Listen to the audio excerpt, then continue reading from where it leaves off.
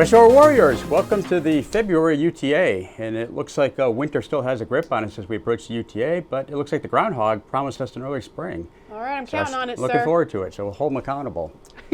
Well, again, we have a lot to go over this month, so what I'll do is I'll start off on my side. I'm just going to run through a whole list. I'm going to pass it back to the chief, and then we'll do some fun stuff at the end, and we'll wrap it up as always.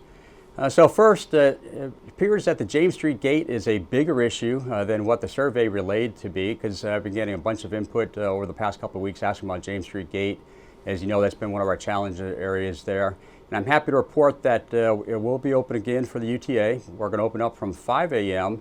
Saturday morning, and it's going to close at 2300 on Saturday evening, and that'll help out for the awards gala since we're going to be out at the Knights of Columbus and allow people to go to and from. And then on Sunday, it'll open up again from 0500 to 1800, and then it's going to be closed all next week, and then we'll be resuming normal operations at the gate again on the 18th of February, and it'll remain open from that point forward. And normal ops being from 0500 to 1800 each day, Monday through Friday, and of course on the UTAs and non-UTAs it'll be closed. So that's out on the app, and any questions, please, as always, as you have been doing, just throw it to the Commander's Action Line and we'll address it. But I appreciate everyone's staying with us on this one and kind of allow us to work through some of the dynamics that are important to the force protection of the wing. Let me also talk about safety. So you know, one of my focus areas is safety always. I'm not sure if everyone has new glass bottom cars or not, but I see a lot of people face down when they're driving on base. So that must mean either you got one of those new fancy glass bottom cars, or you're spending a lot of time on your cell phone. Please, I need you off the cell phone and eyes up and outside. So I've asked our security forces to be out there to pay attention to that. And trust me, the time that you save on base trying to text and drive or speed is not going to work. If you're doing 60 miles an hour, it's 1 mile a minute. This base, there's nowhere that's less or greater than a mile to go to. So at our speed limit of 25 to 30 miles an hour on base, a couple of minutes, you're there safely. So please, just be safe, keep your eyes open. And even myself driving around, I've had a couple instances where folks have pulled out in front of me and almost hit me, and I drive defensively. So let's work as a team and just stay safe on this one. Let me talk about office hours and customer service. So office hours, we have both customer requirements and internal training requirements, and trying to keep that balance is difficult, not only on the UTA but during the week. So I just put out a new memorandum that defines our office hours. So right now, customer service hours are going to be Monday through Friday from 8:30 to 11:30. So normal hours there. And then from 11:30 to 4 o'clock each day, that's for the lunch period and any internal work that needs to take place. As always, if you have a personal requirement, and I'm sensitive to the second and third shifts as well, please reach out to those agencies that are providing that support so you can set up an appointment with them. The goal is customer service, but like I say, finding that balance to striking the workload and the customer service is very important. As you know, we're into the election year, and the commercials are already running, and you can see things playing out already. I just need you to keep in mind there's all kinds of rules about what you can do in uniform and out of uniform, so just pay attention to those. And we want everyone to exercise their voting right, but also do so smartly and just be in tune with what those rules are. In terms of emergency preparedness, our VRED numbers, the virtual record of emergency data, our numbers are high as folks not accomplishing that. So this UTA, I need you to hop into my PERS and update your VRED so we can get those numbers back down. And just remember, that's important because that's the way we can help you and your family. God forbid if something happens, that we can reach out and notify them and be able to take care of you. So it's important that we get on top of those numbers.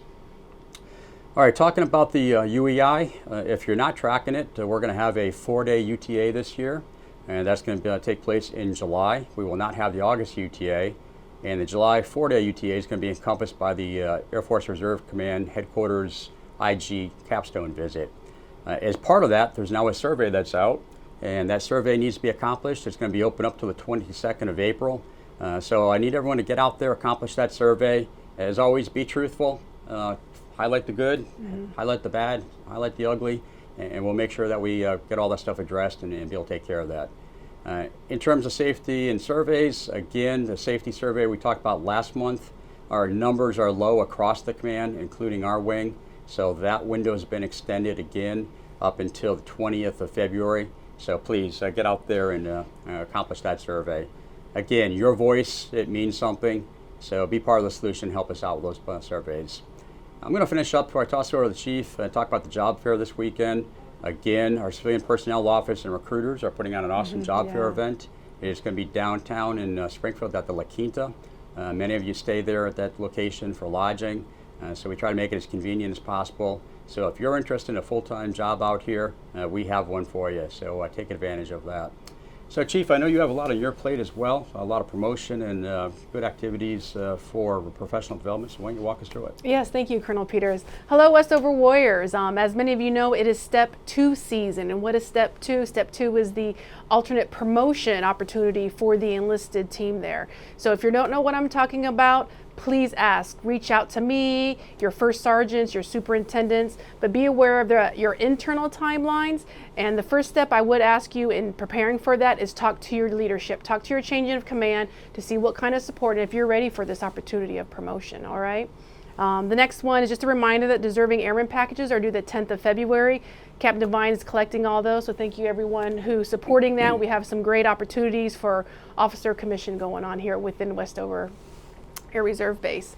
The next thing here is Senior Master Sergeant EPR static closeout date is 31 July. And I know it's not just the Senior Master Sergeants who are involved in that process. There's a support team, which each unit and the base. So just put on everybody's radar. The static closeout dates for Senior Master Sergeant is 31 July. EDP is the Enlisted Development Plan. That's ongoing this year, and you'll see dates on this. Mr. Pope is going to go ahead and put that on the slides there, but the next coming up is for the E8, E9 Command DT development teams. That's going to be due on the 2nd of March. So watch your timelines, talk to your supervisors, and make sure getting that routed. Let me know if you have any questions. Also, Chief Huff from FSS, she's also willing to help out if there's any questions. Yes, sir.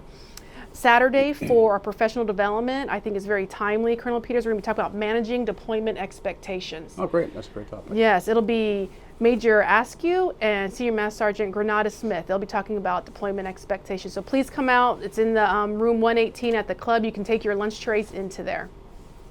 The last thing, sir, before I give it back to you is PME for Airman Leadership Course, NCO Academy, and Senior NCO Academy. There is funding.